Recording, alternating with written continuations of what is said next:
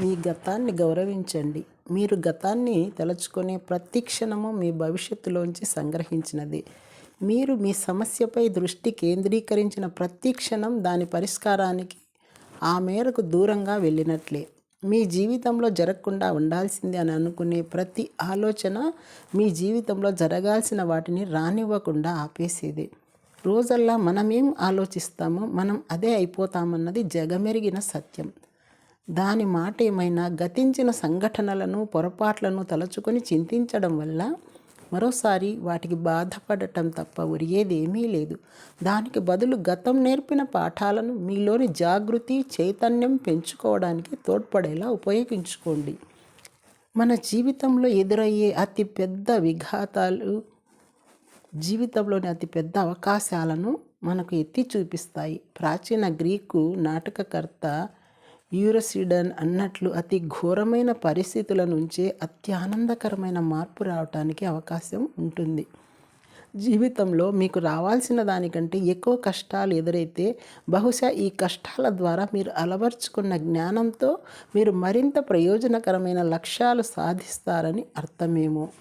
అందుకే ఈ గుణపాఠాలను భవిష్యత్తులో ఇంకా ఎదగటానికి ఉపయోగించుకోండి. ఒకటి గుర్తుంచుకోండి, ఆనందంగా ఉండే వాళ్ళందరూ దిగులుగా ఉండే వాళ్ళకంటే ఎక్కువ వేదనని అనుభవించి ఉంటారు.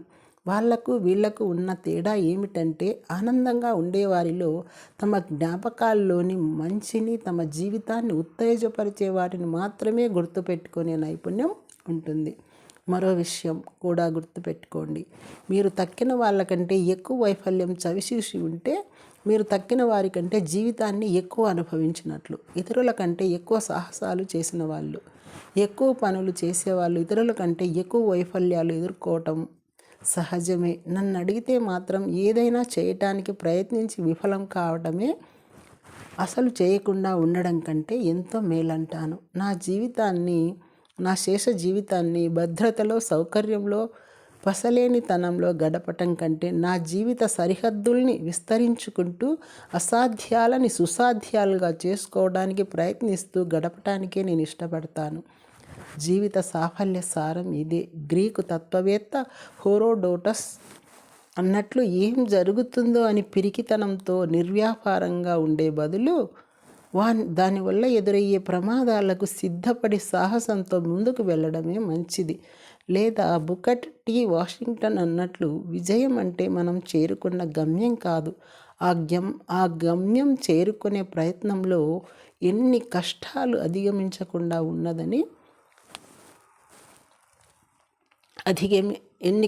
అధిగమించామన్నది నేను తెలుసుకున్నాను.